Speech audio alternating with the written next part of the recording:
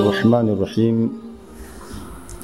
الحمد لله الذي هدانا لهذا وما كنا لنهتدي لولا أن هدانا الله والصلاة والسلام على أشرف الأنبياء والمرسلين وعلى آله وصحبه ومن تبع لهم بإحسان إلى يوم الدين أما بعد فيا أيها المستمعون الكرام أوصيكم بنفسي واتقوا الله جل جلاله.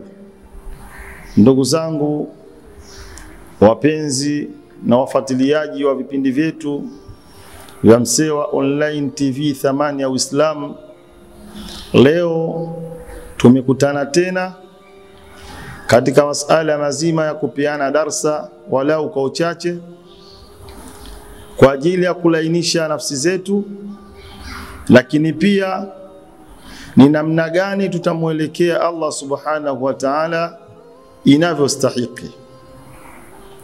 Kwa hiyo darsa au mada ambayo tutakayoizungumzia leo ni ukweli. Ukweli. Allah subhanahu wa ta'ala anasema katika Qur'ani بعد أعوذ بالله من الشيطان الرجيم بسم الله الرحمن الرحيم يا أيها الذين آمنوا اتقوا الله وقولوا قولا سديدا يصلح لكم أعمالكم ويغفر لكم ذنوبكم ومن يطع الله ورسوله فقد فاز فوزا عظيما Sadaqa Allahu al-Azim. Ndugu zangu, tutastiki katika hii aya moja, aya ambayo ina maana kubwa sana, iliyopo katika sura al-Ahzab, aya za mwisho kabisa. Allah anasema, enyi ambao mlioamini, ya ayyuhalladhina amanu, enyi ambao mlioamini, mliomwamini Allah subhanahu wa ta'ala, taqullah. Jambo la kwanza, mcheni Mwenyezi Mungu.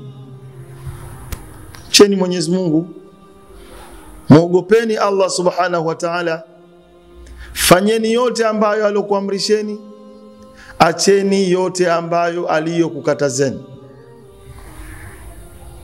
Muogopeni Mwenyezi Mungu.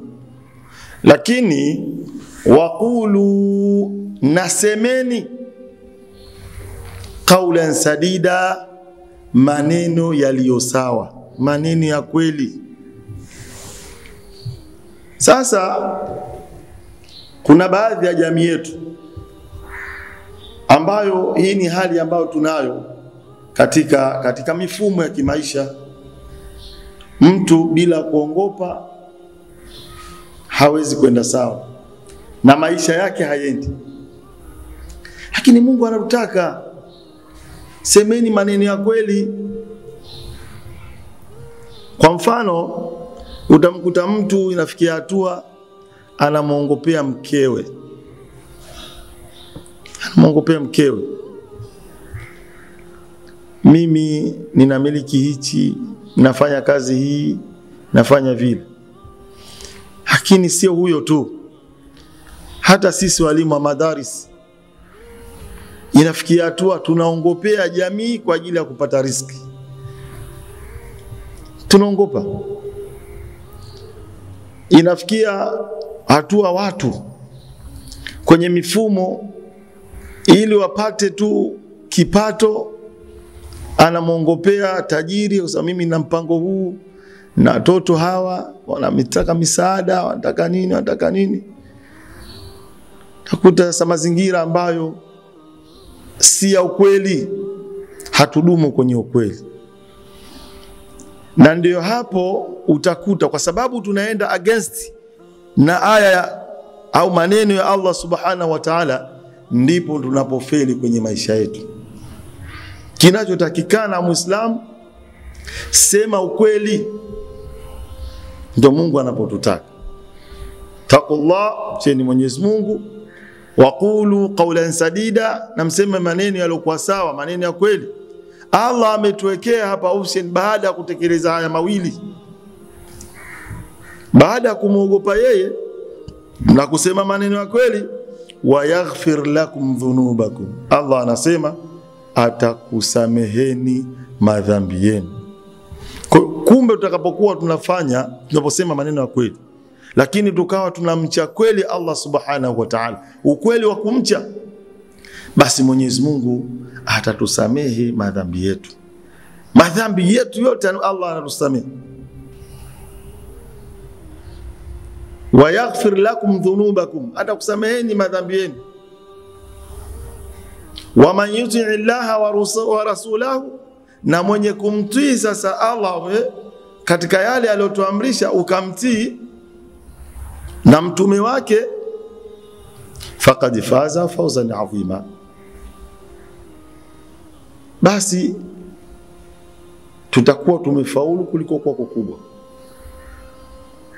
Lakini sasa tujiulize kwenye mifumo yetu ya maisha, sisi Waislamu ni kweli tunaishi kwa mujibu wa Allah subhanahu wa ta'ala?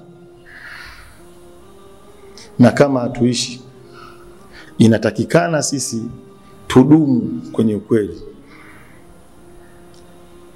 Mfanya biashara, unapofanya biashara yako, je, ni kweli unazungumzia ukweli wa biashara yako? Basi tambua Mwenyezi Mungu ukisema ukweli atakutengenezea mambo yako.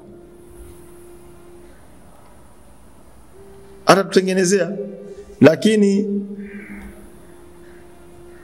vijana, wazee, watu wa kati, saizi ya kati, sote tunakwenda katika mtiririko ambao sio wa kusimama katika haki, katika ukweli, hali ya kuwa Allah anatutaka sisi tu tunasema maneno ya kweli. Ukweli wa majambo unategemea na wewe jinsi unavyoishi. Mfano, unatoka hapa unakwenda kwa mzazi wako na unasema kabisa naenda kumpanga baba. Ndio lugha sasa hivi, ule uongo unakuwa unafutwa, unasema naenda kumpanga. Yani tunatafutia kilugha ambacho kwamba ionekane kwamba na ndio maisha tunayoishi sasa hivi. Sasa kwa maisha haya kiukweli tunamchukiza Allah. Tuishi katika msingi sahihi. Mtume Muhammad sallallahu alayhi wasallam kwanza ana sifa, anaitwa as-sadiqul amin, mkweli tena muaminifu. Angalia pale katika aya ile anasema, in kuntum tuhibbuna Allah, ikiwa kweli mnampenda Mwenyezi Mungu, fattabi'uni, basi nifuateni mimi. Mtume ndio mfuate Mtume Muhammad sallallahu alayhi wasallam. Sasa je, kaifa kana Rasulullah, vipi alikuwa mtume? As-sadiqul amin, alikuwa ni mkweli pia muaminifu.